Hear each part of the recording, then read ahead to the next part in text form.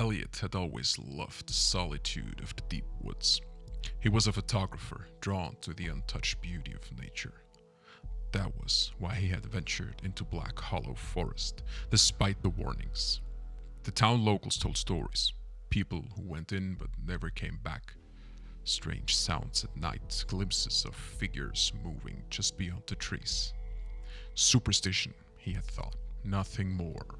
But now, standing in the middle of the forest with night closing in, Elliot wasn't so sure anymore. The fog had come suddenly, rolling in thick and unnatural. His GPS was useless, his compass spun in circles. No matter which way he walked, the trees looked the same, tall and gnarled, watching. His flashlight flickered, the battery drained far too quickly, and then came the whispers. Soft at first, like wind through the branches. Then cleaner, unmistakable words spoken in a language he didn't understand. Elliot turned in circles. His camera clutched tightly, shapes moved in the fog, dark and shifting. His breath came faster. He wasn't alone.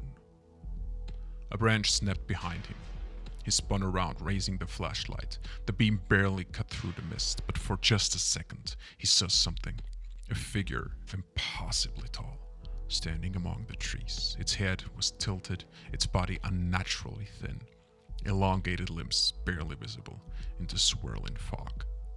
And then it was gone. Panic set in. He ran, stumbling over roots and rocks, his heartbeat hammering in his ears.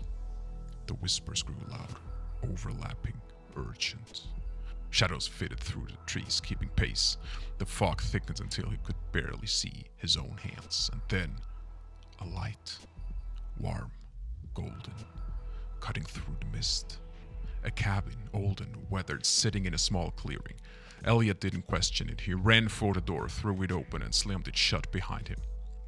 Inside, the air was thick with the scent of burning wood. A single lantern flickered on a wooden table, its glow feeble against the dark. The room was empty, but it felt lived in. He exhaled sharply, leaning against the door. His hands shook. He had to wait out the fog.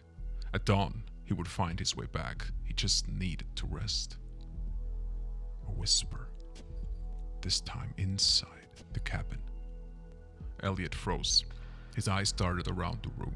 The lantern flame flickered, shadows stretched along the walls, and then, just behind him, the creak of a wooden floorboard. Slowly he turned. The door was open. Fog poured inside, like a living thing, and standing just beyond it, silhouetted in the mist, was the figure. Close enough now that he could see its face, or rather, the absence of one. Just smooth, pale skin, where eyes and a mouth should be. Elliot's scream died in his throat as the whispers surged, no longer distant but inside his head, filling every part of him, pulling him into the mist. The next morning, the forest was silent.